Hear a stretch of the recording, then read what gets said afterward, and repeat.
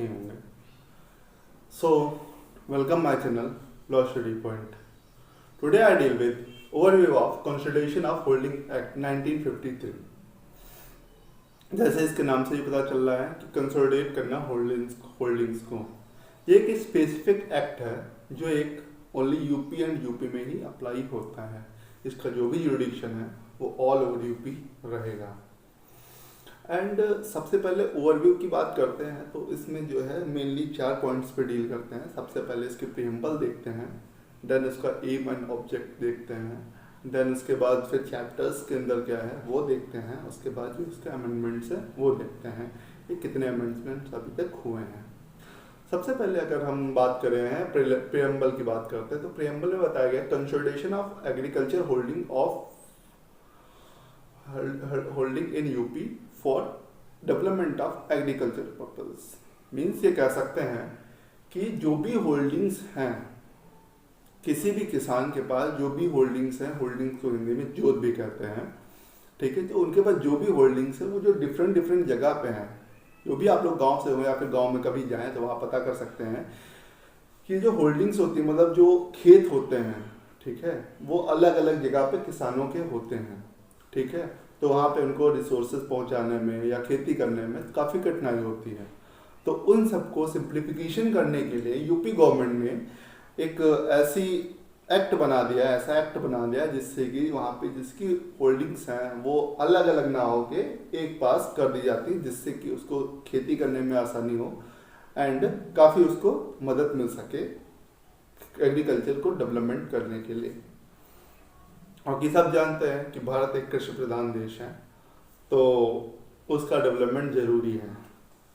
And इसका जो enactment हुआ था वो हुआ था 4 मार्च 1954। उसमें प्रेसिडेंट ने एसेंट भी दे दी थी। उसके बाद तो इसका इन्फोर्समेंट हुआ था। तो इसका इन्फोर्समेंट जो हुआ था 2 भागों में हुआ था। सबसे पहले अगर देखते हैं कि तो अगर इसका सेक्शन 1 में देखें तो सबसे पहले इसका जो इन्फोर्समेंट हुआ था सेक्शन 1 में हुआ था। दूसरा इन्फोर्समेंट जो हुआ था सेक्शन 2 to 54 में हुआ था। सबसे सेक्शन 1 जो था वो था 8 मार्च 1954 में इसका जो है इन्फोर्समेंट हुआ था। एंड दूसरा जो इन्फोर्समेंट हुआ था जो सेक्शन 2 से 54 में है वो हुआ था 24 जुलाई 1954। 24 जुलाई 1954 इसमें हुआ था। उसके बाद अगर इसका एम एंड ऑब्जेक्ट देखते हैं तो उसमें एक केस आया था रामबली वर्सेस 3rd डिस्ट्रिक्ट जज आजमगढ़ एंड अदर्स 2011 में आया था। इसमें बताया गया था कि जो टीनर होल्डर्स जो हैं इनकी जो होल्डिंग्स हैं इनको कंसोलिडेट करना है एक पास रेक्टेंगुलर फॉर्म में, ये बताया गया था उसमें केस में कि मतलब कि इसमें भी वही बात की गई कि होल्डिंग्स को कंसोलिडेट करने की बात की गई है। इसमें मेनली 5 चैप्टर्स हैं। चैप्टर्स पे आते हैं 4-5 चैप्टर्स हैं। तो इसमें जो सबसे पहला चैप्टर है प्रीलिम्स का है, प्रिलिमिनरी है। तो उसमें मतलब क्या क्या है एक्ट में ये बताया गया है, एक्ट कहाँ का अप्लाई होता है, कहाँ कहाँ नहीं होता है, क्या नाम है क्या नहीं है, ये चीज़ बताया गया। दूसरे में revision and correction of maps and records. Means अगर किसी दूसरे की भी लैंड ले रहे हैं कंसोलिडेट करने के लिए उसकी स्कीम के अंडर जो आ रही है तो उसको क्या करेंगे, उसका नया रिकॉर्ड भी तो बनाएंगे, उसका मैप भी तो होगा। तो उन सब चीज़ों के चक्कर में ये सेकंड चैप्टर है। थर्ड चैप्टर जो इसका है प्रिपरेशन ऑफ कंसोलिडेशन स्कीम। मतलब जो कंसोलिडेशन किया था वो एक स्कीम के अंदर किया जाता है कि कहीं गलत ना हो जाए। इस सबको देखते हुए एक स्कीम प्रिपेयर की जाती है कि ऐसे ऐसे ऐसे ऐसे होगा। एंड 4th चैप्टर जो आप देख सकते हैं इसका इन्फोर्सबिलिटी की बात करता है कि इसमें जो है ये स्कीम जो है इन्फोर्स कैसे कराई जाएगी, ये सब चीज़ बताती है। एंड जब चैप्टर 5 जो है वो मिसलेनियस की बात करता है। ये तो एक मोटा ओवरव्यू हो गया चैप्टर्स का। अगर आपको बताया जाए तो सबसे पहले चैप्टर 1 में जो है इसका एक्सटेंड एंड टाइटल दिया रखा है कि ये जो एक्ट है इसका नाम क्या लेंगे, ये कहाँ तक है, इसकी इन्फोर्समेंट डेट भी उसी में दी होती है। चैप्टर जो सेक्शन 2 जो है वो डील करता है एक एक्ट था 1939 का UP consolidation of holding act का ही, उसको रिपील करने के बाद UP consolidation of holding act 1953 आया है।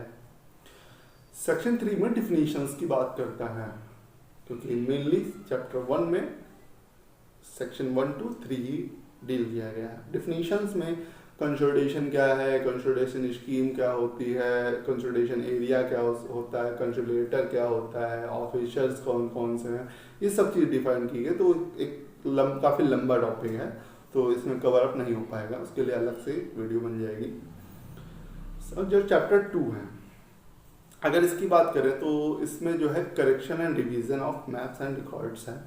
तो इसमें जो है विलेज मैप्स कंप्लीट होता है, और क्योंकि विलेज मैप क्या है, पहले एक किसान के 10 जगह थे तो गटा संख्या इतनी है, इधर है, इधर है, ये सब डिफाइन होता था। लेकिन अब जब नया सबको जोड़ के एक पास कर दिया गया है इलेक्ट्रिकल फॉर्म में, तो उसका सबका सब एक ही हो जाएगा और रिकॉर्ड जो है वो सारे बदल जाएंगे। ठीक है, इसके लिए कंसोलिडेशन के लिए नोटिफिकेशन जो है state government in gazette, official gazette में देगी। उसके बाद ये सब कंसोलिडेशन होगा जाके। उसके बाद फिर इफेक्ट आता है कि क्या क्या इफेक्ट हो सकता है इसका, एंड इसके बाद फिर नोटिफिकेशन वगैरह, क्योंकि कंसोलिडेशन एक बड़ा टॉपिक हो जाता है। उसके बाद अमेगलमेशन ऑफ होल्डिंग्स, मतलब होल्डिंग जो भी हैं अलग अलग सबको एक पास लाना, ये भी बताया गया सेक्शन 12 में बताया गया है, सेक्शन 12D में बताया गया है। उसके बाद अगर चैप्टर 3 देखते हैं, चैप्टर 3 में मेनली बताया गया है preparation of consolidation scheme.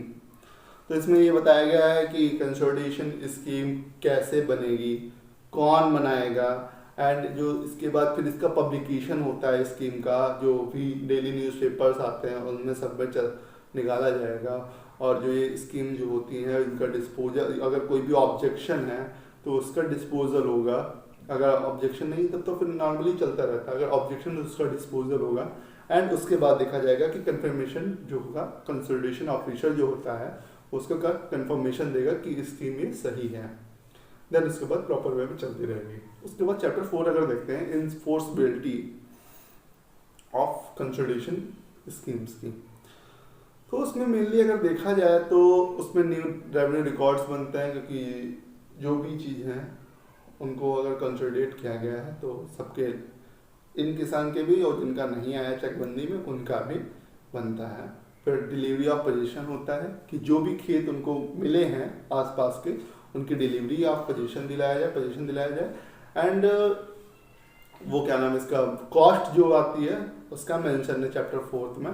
And power of transfer holdings, ठीक है, तो पावर जो होती है वो भी होती है उसके पास। एंड 5th चैप्टर जो बताता है वो मिसलेनियस की बात करता है। मिसलेनियस में ये बता सकते हैं कि उसमें जो एफिडेविट्स लगते हैं या फिर ऑफिसर एंड अथॉरिटीज़ होती हैं वो कौन कौन सी होती हैं, और एफिडेविट्स कैसे लगते हैं, डेलीगेशन कैसे होता है, एंड एक्सचेंज ऑफ पोजीशन भी होता है वो कैसे होता है, लिमिटेशन बताई गई है। एंड यही सब चीज़ें मिसलेनियस में बताई गई कि कंसोलिडेशन से, लेकिन जो भी मिसलेनियस वर्क्स होते हैं वो चैप्टर 5 में डील होता है। उसके बाद अगर देखा जाए तो अमेंडमेंट्स की बात करते हैं। अमेंडमेंट इसमें बहुत सारे हो रखे हैं, अराउंड 22 अमेंडमेंट्स हो रखे हैं। और जो सबसे पहला अमेंडमेंट हुआ था वो 1954 में ही हो गया था, मतलब एक्ट बन नहीं हुआ, अमेंडमेंट चालू हो गया ये पहला अमेंडमेंट हुआ था। और रिसेंट अमेंडमेंट 2002 में हुआ था ये, और फिर उसके बाद तब से प्रॉपर वे में यूपी कंसोलिडेशन